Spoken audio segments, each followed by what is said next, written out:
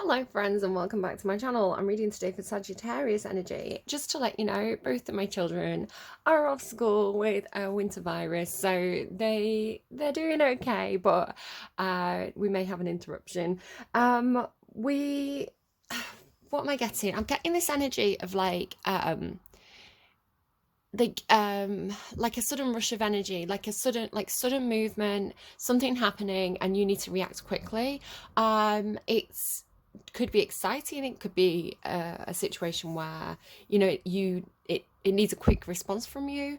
I don't know if you feel very hurried. So the funny thing is, I was already picking up on this energy, and the song that's come through for you is Gold Rush by Taylor Swift. So just the word rush, right? So it's like this rushing around, this, it's always like a knee-jerk reaction, or suddenly reacting to something very quickly, and then kind of like I'm kind of seeing like Eight of Wands energy, like fast movement, communication. But again, it's like maybe you don't like this. With the song Gold Rush, let me just read some of the lyrics to you. Um, Gleaming, twinkling, eyes like sinking ships on waters so inviting, I almost jump in. But I don't like a gold rush. I don't like anticipating my face in a red flush. I don't like that anyone would die to feel your touch. Everybody wants you. Everybody wonders what it would be like to love you. Walk past, quick brush. I don't like slow motion, double vision in a rose blush. I don't like that I don't like that falling feels like flying till the bone crush. Everybody wants you, but I don't look like a gold rush. What must it be like to grow up that beautiful with your hair falling into place like dominoes? So it's like somebody who's really attractive, and everybody's thought about what it would be like to be with them. And again, maybe this is like people feeling this way about you.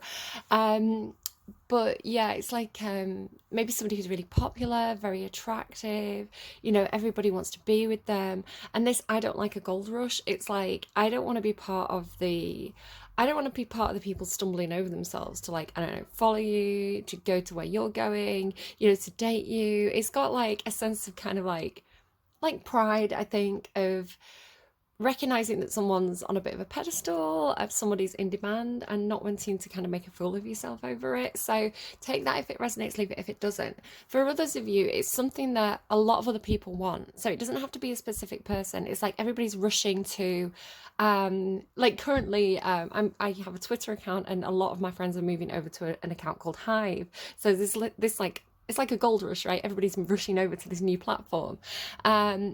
So it could be something like that where, everybody has seen an opportunity. They're all going for the same opportunity. And it's like, I don't know if there's something a little bit, I don't know if there's something a little bit crass about that, a little bit, I don't know, because you can be a very competitive sign. This is the thing. And I've got a Sagittarius Mars placement, so I know this. If I want something, I'm the one that's going to get it, unless maybe there's an Aries in a mix, in which case we're going to have a little rumble and then I'll win anyway. So I don't know, it's got that energy to it. I'm sorry, I've got a little bit of a cold as well, if you can hear that in my voice. So it's like, I don't know, I'm just drinking my coffee, guys. It'll make me better, guys. This is my medicine.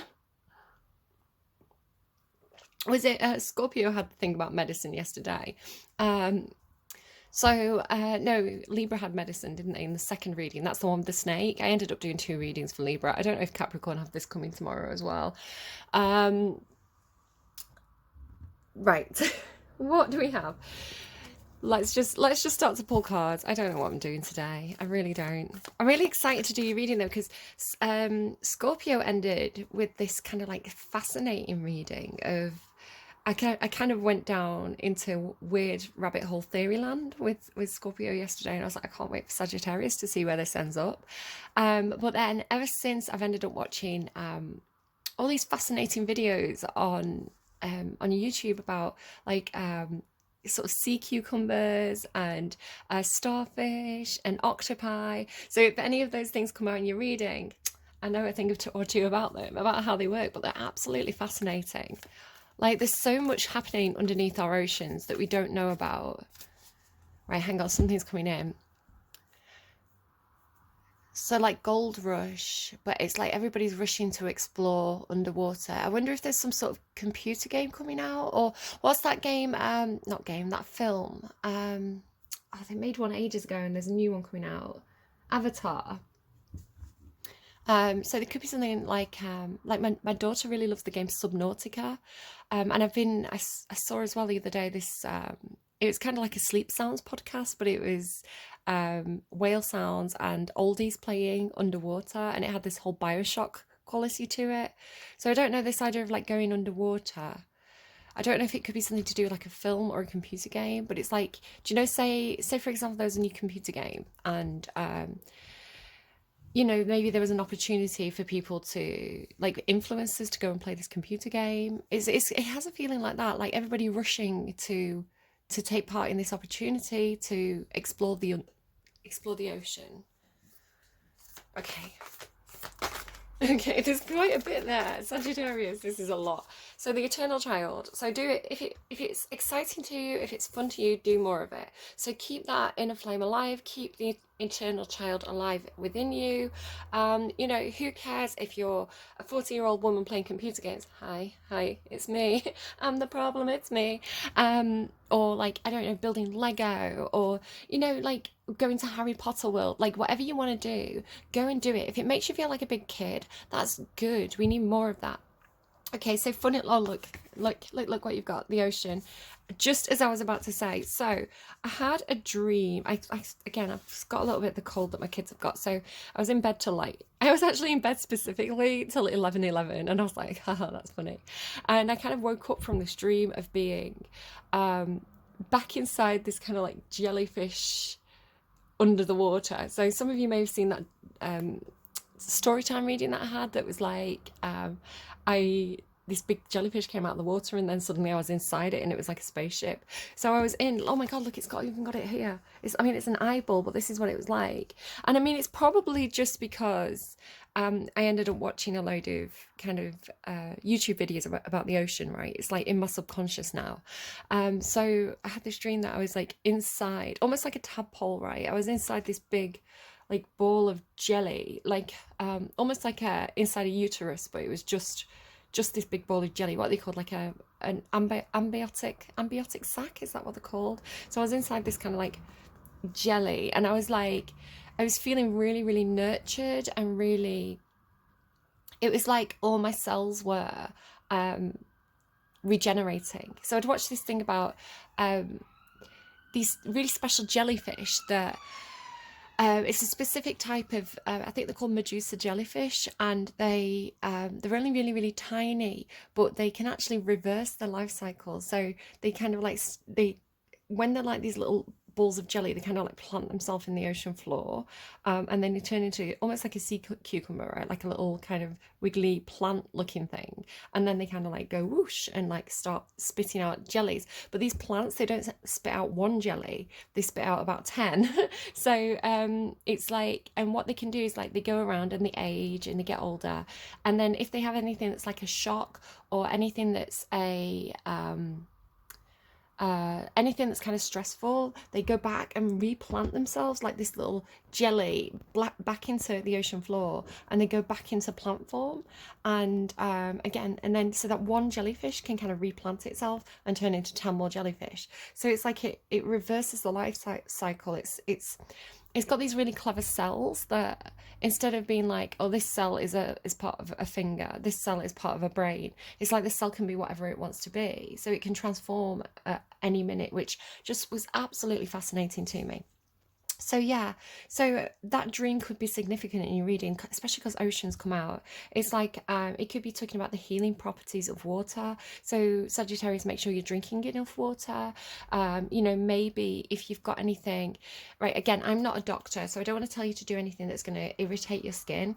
But what I find is salt water can be actually really, really healing for my skin. If I've got like any like cuts or scratches, yes, it'll sting when you first get in, but the salt water is really good at kind of, I don't know, magically repairing your skin.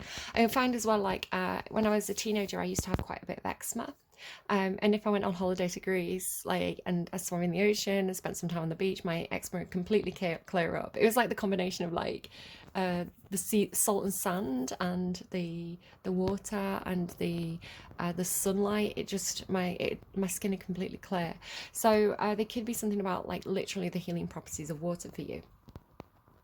The unseen. So the unseen. it just really has this feeling of like a spa day, like having a spa day and coming out feeling refreshed, um like connecting with your inner child or something like this. But why is the unseen there?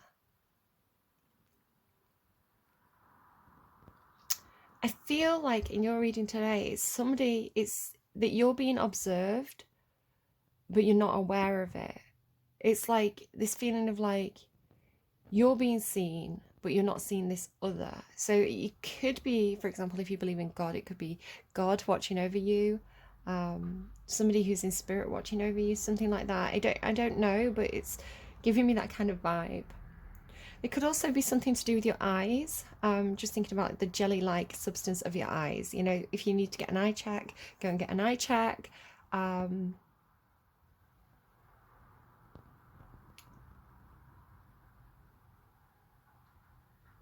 it's like eye wash.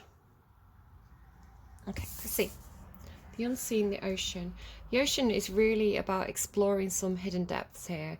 I do think some of you could be interested in doing like past life regression, or, you know, just again, it could be that thing about maybe people, you know, when people have a shock and they regress. So it could be a way that you deal with stress, you know, just talking about the jellyfish and how they kind of like go back down to the ocean floor. It could be something to do like how you deal with stress, or how you deal with like unforeseen. With unseen, it's like unforeseen circumstances. Maybe you do withdraw, maybe you do go back to things that you found very comforting in childhood. So maybe there's a particular film that you watch. They're showing me Never Ending Story, so it's like maybe there's a particular film that you really liked when you were a kid. It's like you put those films back on again. Maybe I mean, I've still got Barbie dolls. They're kind of like boxed away, but every now and again I will get them out and kind of like dress them up and then put them away again.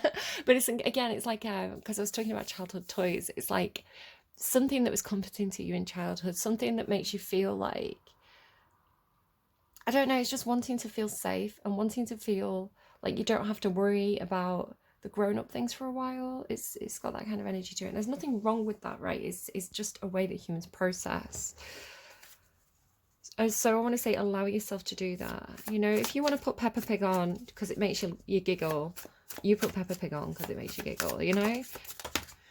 Okay, I'm going to take this one first because it showed itself first. Ace of Swords and the Hangman. So some sort of truth, some sort of idea, knowledge, communication, realization. And it's giving you a new perspective on things, because the Hangman is like, it is a card about slowing down, sometimes feeling a little bit stuck, but it does give you a new perspective. It gives you the time to think about something a different way. There's that starfish. Yeah, so I was talking in Scorpio's reading about starfish, and they are absolutely fascinating. So they can grow, you know, they can grow back, you know, if they lose a limb, they can grow back the whole limb. And if they, you know, that actual limb, so you can have like one leg of a starfish and it can regrow an entire starfish. And again, like the jellyfish, it's because they have these really specific cells that it's like they don't commit to one thing. These cells have the ability to be something different. So for the starfish specifically, they're like stem cells, but I think it's a different kind of cell in the jellyfish.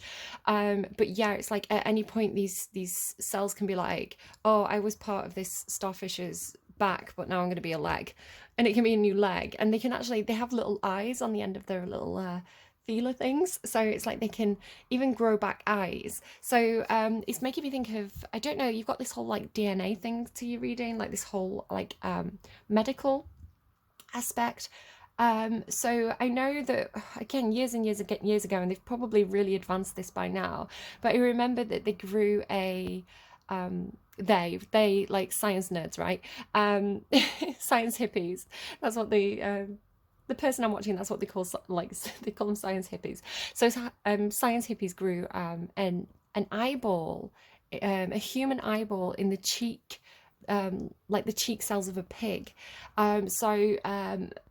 We could be on the verge of some kind of innovative medical advancement, probably based on observing animals from the ocean and their regenerative properties. You know, how a starfish can literally regrow limbs, or how a jellyfish can reverse the signs of aging. So we could really be on the verge of something here that is, you know, perhaps completely able to freeze aging, which I don't think. There's a lot of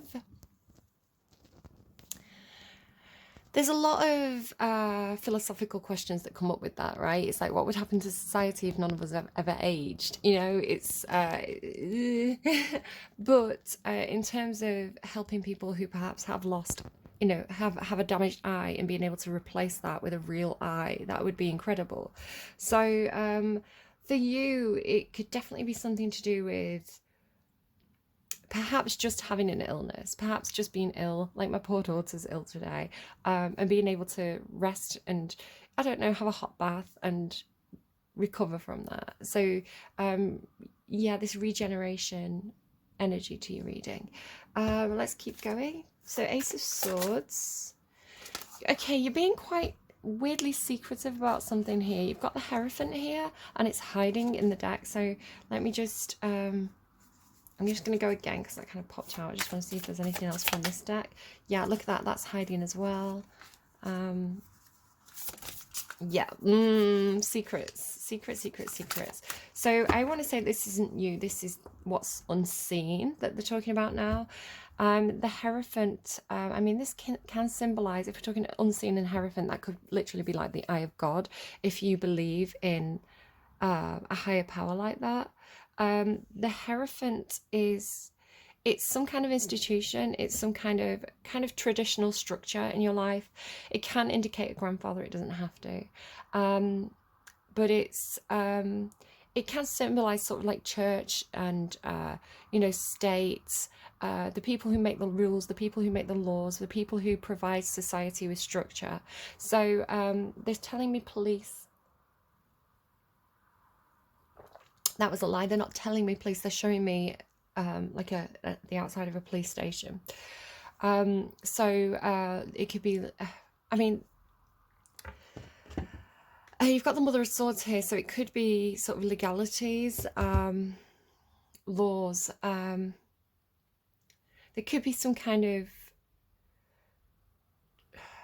with the Ace of Swords and the Hierophant, it feels a little bit like discovering a law, or maybe discovering some kind of procedure, or discovering some kind of rule that maybe you weren't aware of before.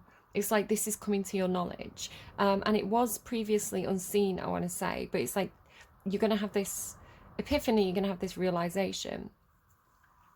I mean, the Ace of Swords with the Hierophant with all that lightning, it reminds me of that day when I was having my spiritual awakening, and I felt like, oh my, wait, hang on, is the universe talking to me here? Am I dealing with something that's, I'm going to call supernatural, but I don't believe necessarily in things like magic and, you know, ghosts and kind of the supernatural. I think that anything that we call magic or supernatural is just science that we haven't discovered yet.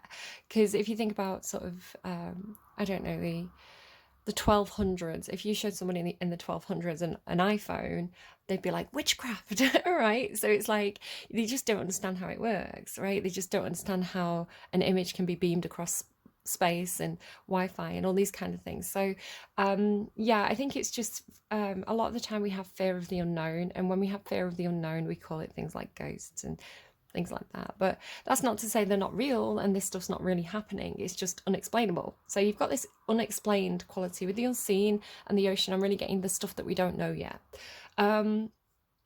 But then you're going to know something, and it has that feeling of, so when I had my spiritual awakening, which sounds so, when I hear myself saying it, I just think I sound like such an arse. But I was really confused. I didn't know what was happening. I thought I was going mad. And I had this day where I said, I was walking to work, you know, and I wasn't going mad. I was being completely normal and rational and doing the things that you're meant to do, you know, like going to work on time. And I remember walking along and being like, is this really happening? You know, is the universe really talking to me? Send me a sign. And there's this single flash of lightning on a clear day, just one flash of lightning on a clear day, as I asked to send me a sign. And I was like, okay, so God is talking to me then. What now? You know, so for me, it was that confirmation. And I still questioned it. I still question it from time to time now because it seems so surreal. And again, it doesn't have to specifically, I'm sorry if me swallowing grosses you out. But again, I'm kind of a bit scratchy in my own throat, so I need it. Um, yeah, so then the hangman, this new perspective. Now, again, here's the opportunities. I want to say this is the gold rush for you. The Four of Cups talks about, it's kind of like the the Goldilocks card. So imagine you're there tasting porridge and you're like, oh, this porridge is too hot and this porridge is too cold and this porridge is too sweet and this porridge is too salty and this porridge is, why has it got mayonnaise in porridge? What's happening here? And it's like eventually you're just like, I don't think I like porridge. Like I've tried all these different bowls of porridge. They all gross me out. I don't like porridge. And it's like you stop, but the next cup that you try is the cup that is just right for you.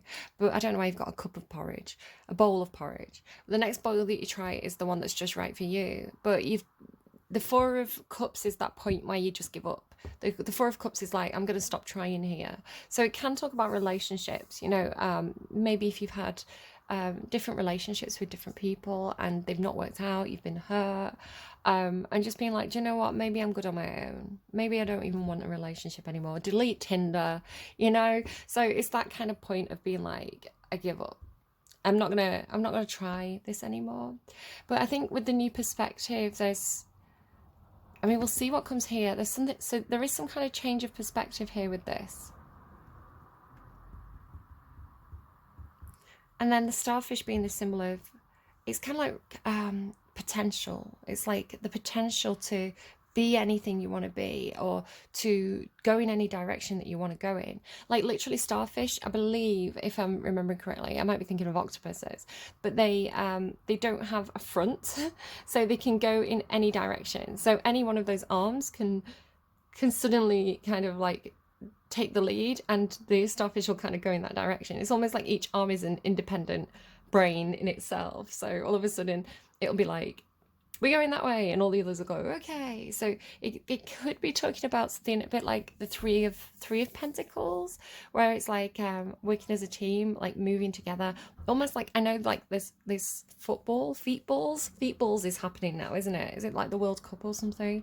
So and I was thinking about, so sorry, a lot's coming through. I'm just trying to keep up with my own brain here. Like my brain is going faster than my mouth at the moment.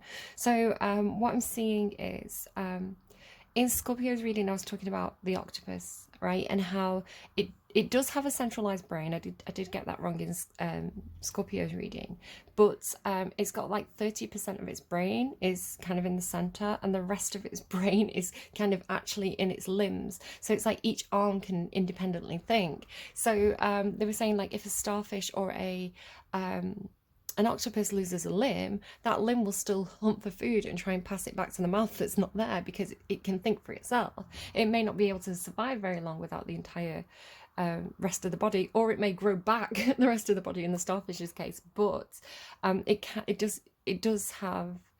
is capable of independent thought. So this idea of like, how does that work? How does that work to not have a centralized brain, but to have, you know, the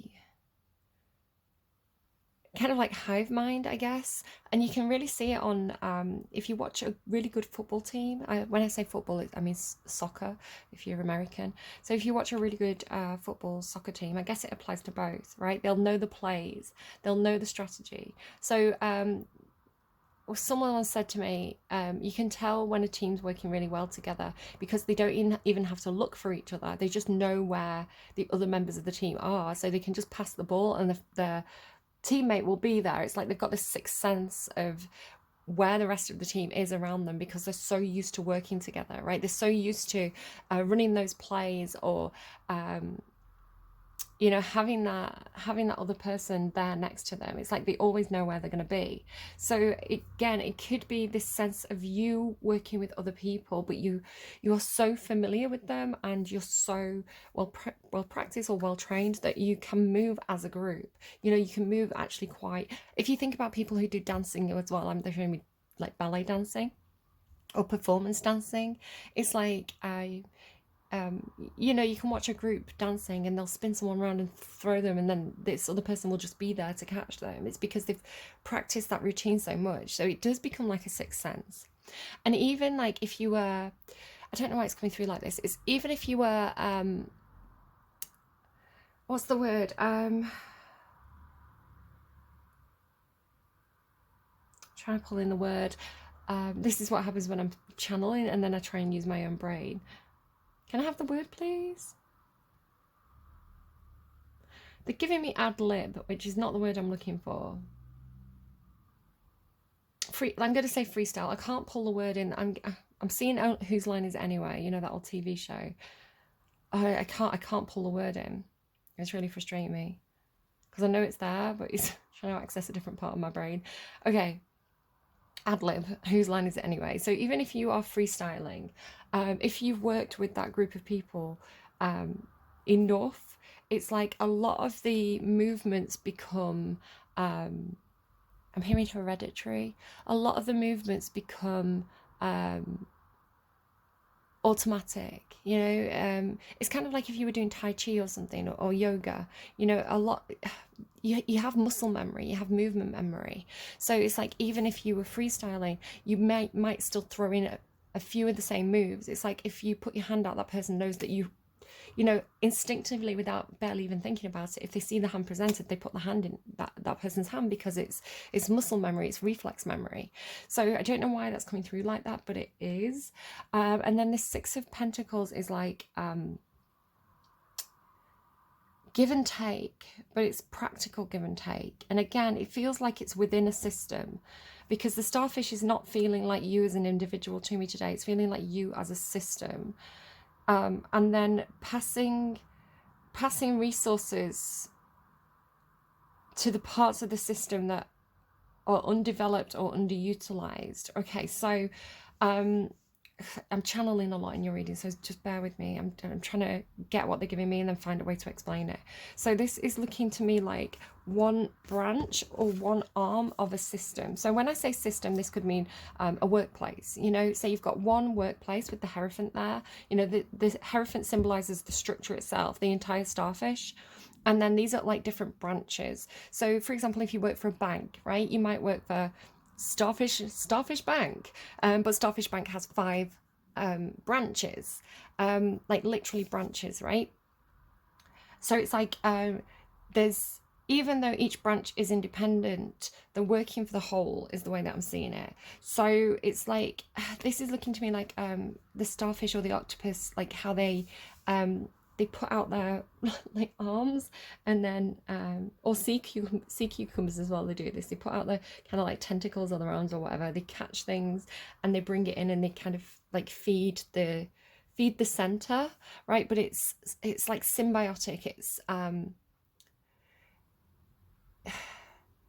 It's like everybody's in it together kind of thing. So for example, if there was one branch that was performing really well, perhaps one branch was in an area where there were a lot of people looking to invest their money. You know, they've got a lot of money coming into the branch, but perhaps there's another branch that's in a shopping centre, so people are withdrawing money from that branch. So it's like the branch where, you know, maybe it's in like a rich area where a lot of people are putting savings in. It's like, right, okay, we'll take these resources and we'll put them over to the shopping centre branch where people are taking the money out. Do you see what I mean? So it's not draining the resources of one or over inflating another, because if that happened, then one of the legs is going to be like really big and bulky and one's going to be like really shriveled. So it's like it's in the starfish's interest to keep the entire structure of the Hierophant working in a balanced way, is the way that I'm seeing it. That's really weird.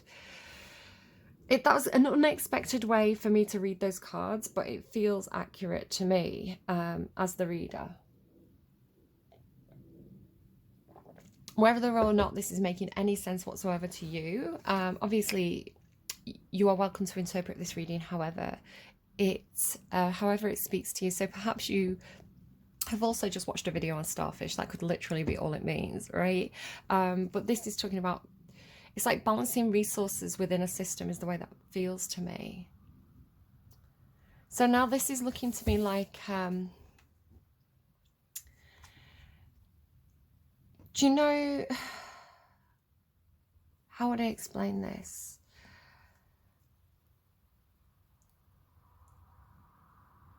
Did you ever have, when you were little, like a plastic till, so like a toy till, like a toy register?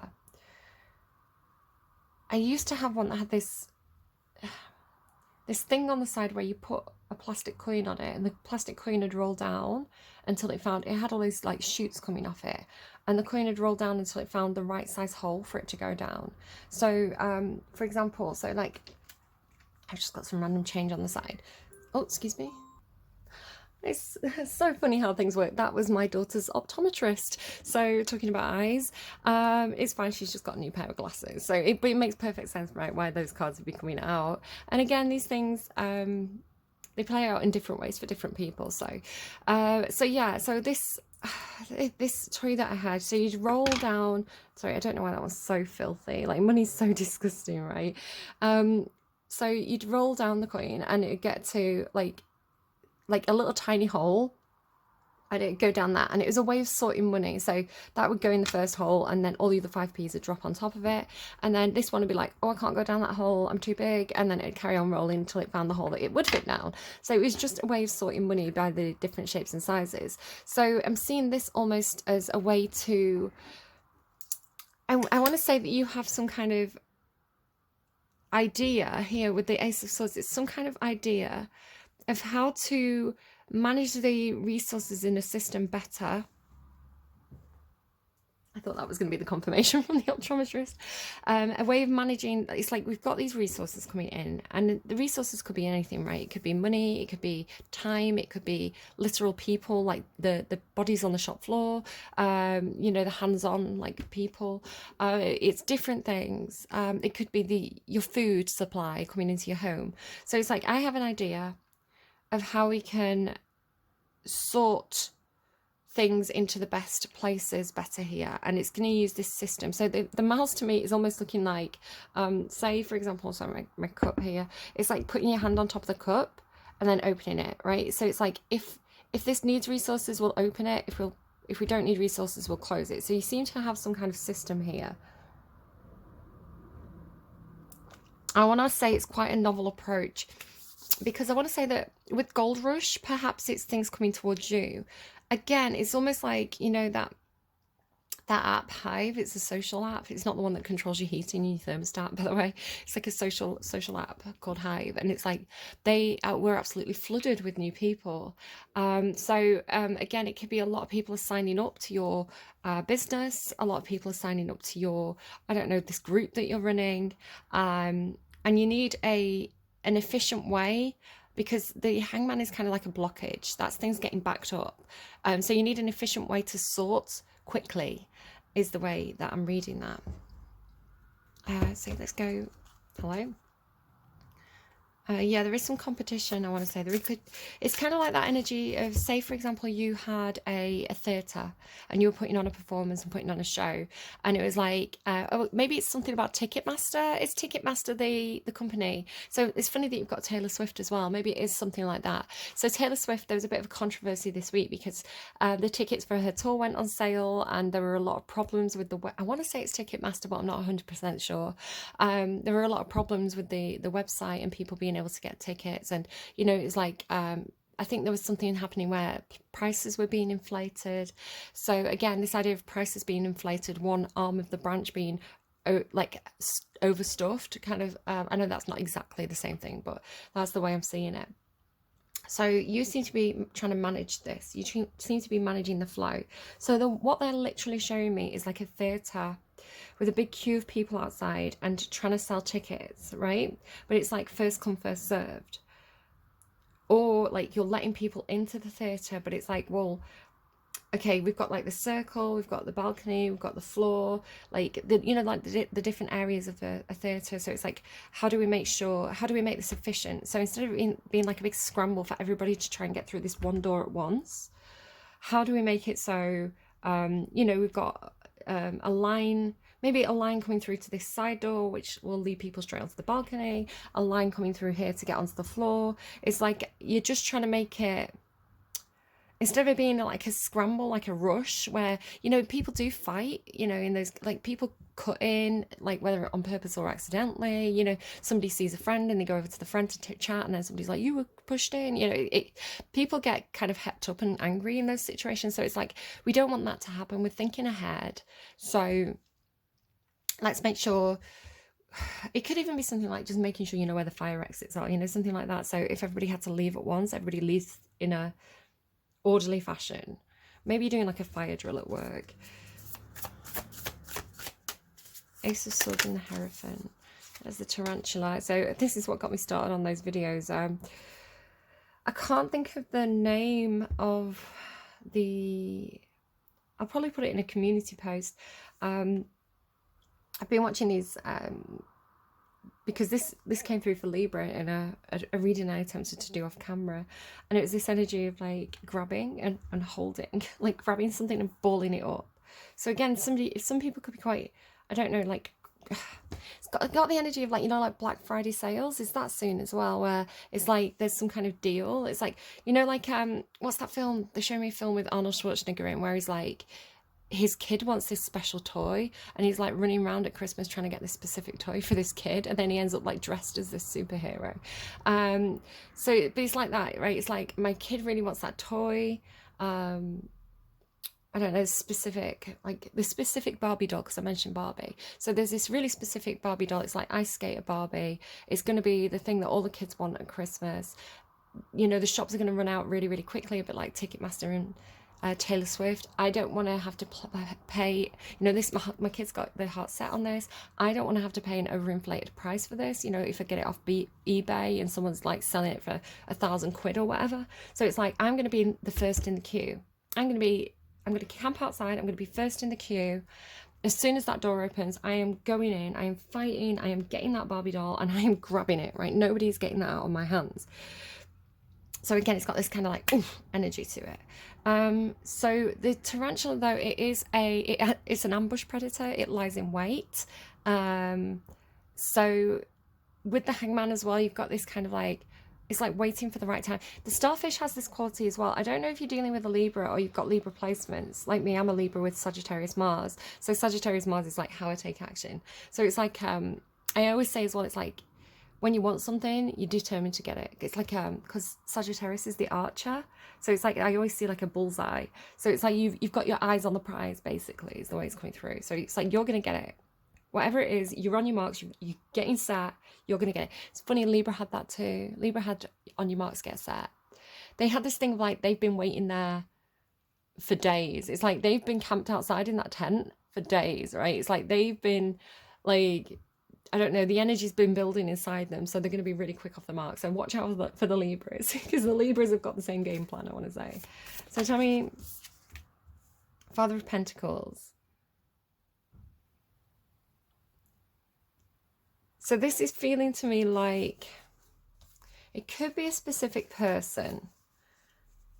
So it feels like the person calling the shots to me. It feels like the person, it feels like the bank manager, right? The Father of Pentacles, the Hierophant, the Starfish. It's like the regional manager, the branch manager, not even the branch manager, it's like the bank manager. He's running all the branches. So I think this Father of Pentacles is presenting in this reading as having some sort of resource, having some sort of,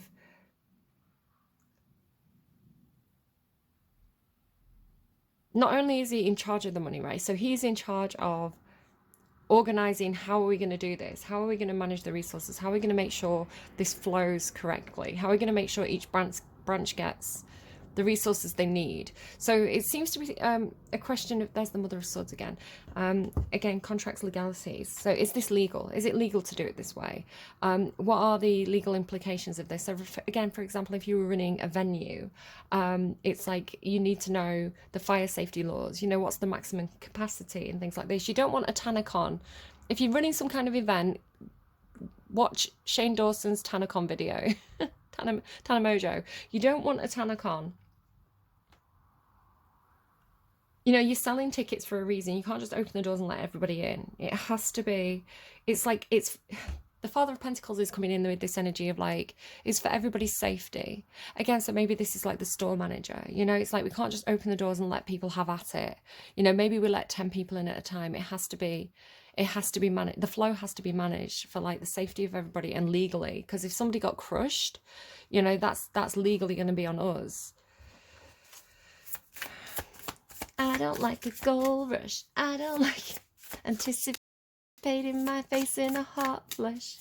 Everybody wants you. What does the Father of Pentacles have? They've got something that people want. And is that the bee? Yeah, the bee and the sea serpent. Again, talking about bullseye, right? Eyes on the prize. And yeah, it could definitely be work with the beaver there as well. So this is absolutely eyes on the prize. Like eyes on the prize. Do you see what I'm seeing? Like eyes on the prize.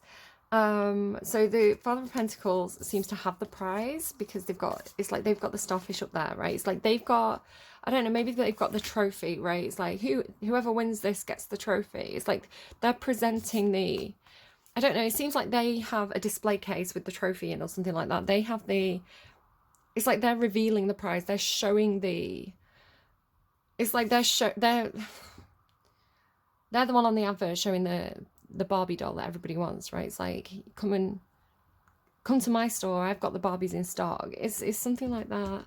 So then you feel like you are, again, flip it and reverse it. I'm not quite sure who you are. You seem to be both sides. You seem to be both sides of this equation, so I don't know how this works. It's like the Father of Pentacles is like, okay, I know that I run this store. I know that I have 20 of these Barbies. I know that my kid wants a Barbie really badly as well. But I'm going to go and buy a ticket and I'm going to wait in line because I don't want to use my influence to... I want to have a fair chance of getting this as everybody else. I don't want, just because I own the store, just because I've got the keys, you know, I don't want to... It feels like I don't want to exploit my... my position here. I want to be fair is the way that's coming through. But then at the same time, it's like, but I know the layout of the store. I know the layout of the store. I know exactly, I know the best route to get to that Barbie fast, right? I've run this. Again, it's like running the plays. It's like I've run the plays, right? Me and my team, we figured this out. We know the best route, right? We know that there's something in that aisle that's going to trip people up and slow people down. Like, not intentionally, it's just there's a display there. It's going to be a pain. So we'll go around the back of that and then we'll get there and head straight for the tills. So it has that thing of like, as soon as I see it, I'm grabbing it. And again, this thing about hive, right? And like hive mind. So again, it feels like there's a group involved that are, it's like there's some kind of predictability about how the group is going to move here, about how the resources are going to flow. It's almost like now I'm seeing this as like almost like a vein or something, but like a vein in a plant. So it's like, you know how they suck up water? They suck up water and they take it to these different leaves. So it's like it's has this feeling of like understanding a system, understanding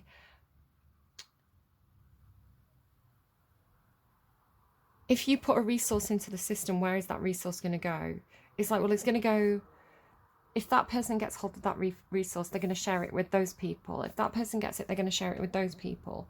So it has this feeling of like, another example that they're showing me is once I had a leak underneath my house, and we were trying to work out if it was coming from a pipe. So I had the water company out and they put purple dye down the pipe, so that we could see if this purple dye, and it kind of like you could glow in the dark as well. So if this purple dye kind of like came out into the space that was flooding, we knew that it was coming from the pipe, and it did. So you know, this pipe had a crack in it, and that's how they could tell. They could tell by where the resources went. So that now has the feeling of,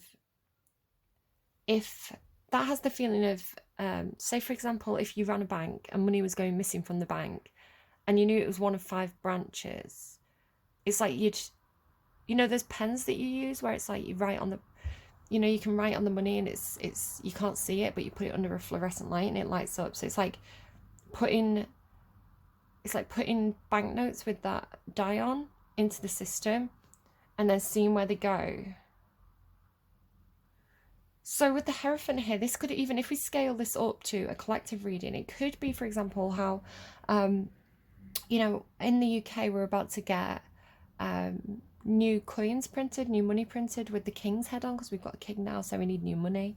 And so it's like putting the money into the system and then seeing how it gets passed along, you know, seeing how it, you know, we put it into the bank, right? So it's like we put it in, that money into the banks.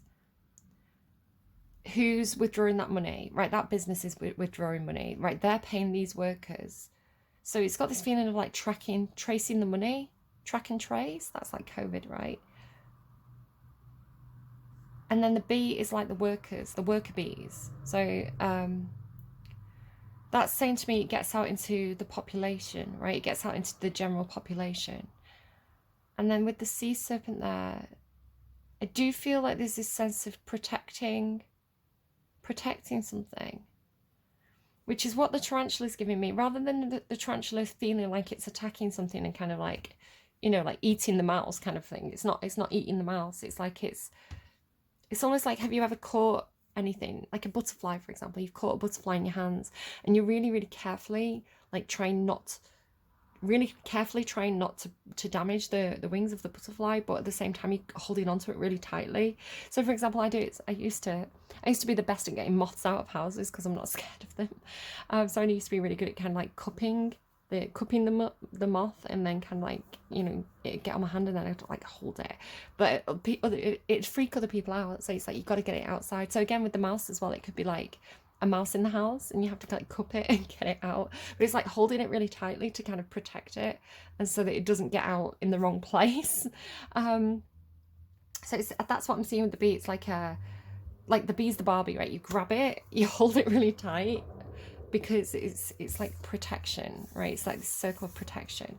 So another example of like what I'm seeing there could be, for example, say Taylor Swift, say the fire alarm went off and Taylor Swift had to leave. I don't know why Taylor Swift, whoever, right? Some celebrity, they're really popular. They had to like leave the venue with everybody else. So that famous person is out in the crowd, like they're out in the middle of the crowd. It's like that's a danger to the celebrity because people might, you know, it might start a stampede. You know, people might see that celebrity and all suddenly rush towards them, and you know, people could fall over and get trodden on, or you know, it's like people could get hurt. So again, with this health and safety thing, it's like it feels like coming up with a plan. So if we need to leave the building, if the fire alarm goes off and we need to leave the building, that's where the car will be. That's the exit you take.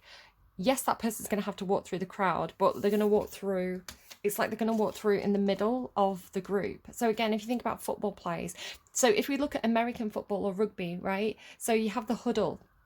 This is exactly what I'm seeing. So you have the huddle of people and you have the little, you know, the little person, the runner in the middle of the huddle, and then they pass the ball back to that person, and then it's like the rest of the team are, do you see what I mean? It's like they're creating a ring to protect the person who has the ball so they can get as far as they can. So it feels like almost like the security team, or you know, your friends around you. It's like it has that feeling of like, right, okay, so you ran the gauntlet, you went into the store, it's like having a plan in place. So you got there, you grabbed the Barbie, right? Your co-workers caught up to you, like all linking arms, you know, like Roman soldiers almost, like with the shields. They all form a circle around you.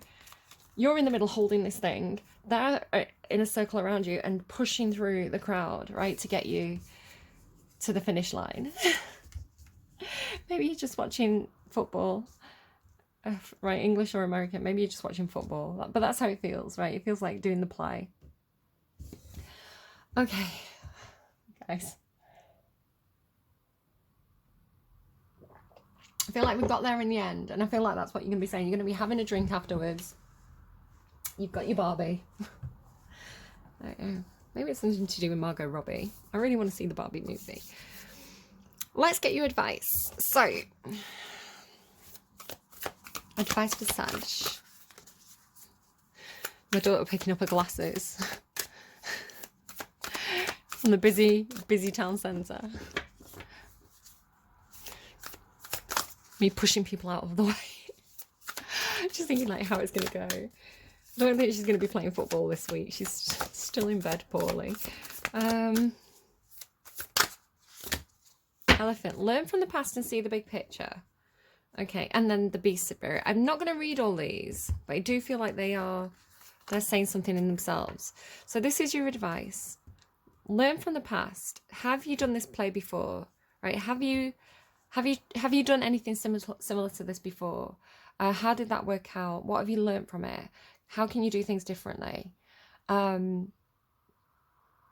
It's like, make sure the fire exits are unlocked.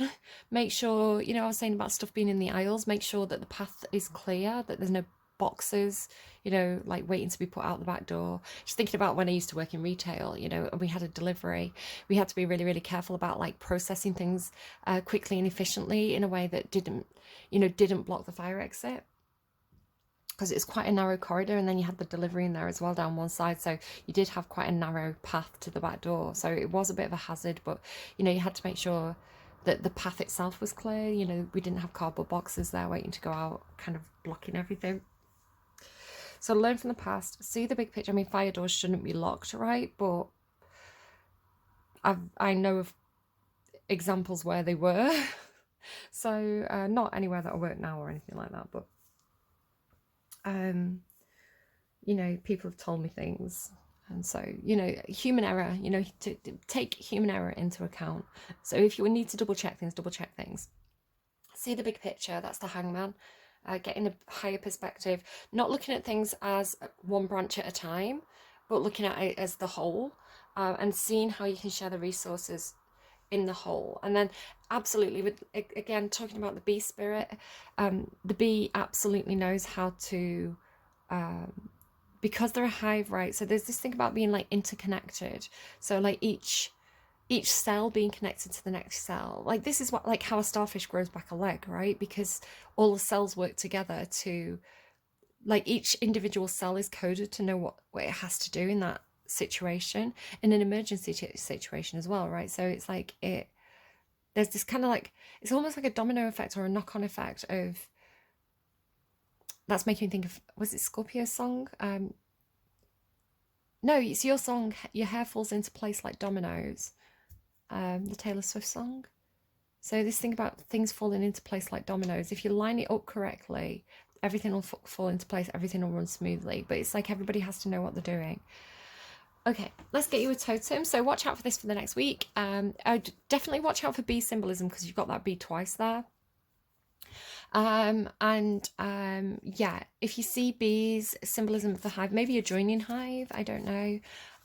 But watch out for bee symbolism. It could be a sign from spirit for you. And then what else, please? A totem, the signal. Oh, exactly. That's kind of what I'm feeling. It's like, I was saying, it's like you're on the starting blocks, like get set, ready, go. You've got that feeling of like waiting for the signal. And I feel like it's almost like, wait, this person's giving the signal, right? They've got the, I don't know, it's like they've got the thing, they've got the go sign or something. So yeah, watch out for signals as well. Pay attention to signals, especially like driving and things like that. But the signal, bees and signals, watch out for those motifs. Okay, what do we have, please? What do we have for Sagittarius? So this is like, just make a note of this song. It could be something that means something to you immediately, and you have kind of like a knee-jerk response to it. Sort of pay attention to that. Even if it's something you don't like, your response to it is going to tell you something. If you don't know the song, maybe just have a look at the lyrics. Maybe the name of the artist, the name of the song could mean something to you. Maybe it's something in the music video, but just spend a minute thinking about why it's this song, right? And it may even be that you don't know this song, but then suddenly it plays in a week when a significant moment's happening. So make a note of it, see what happens with them.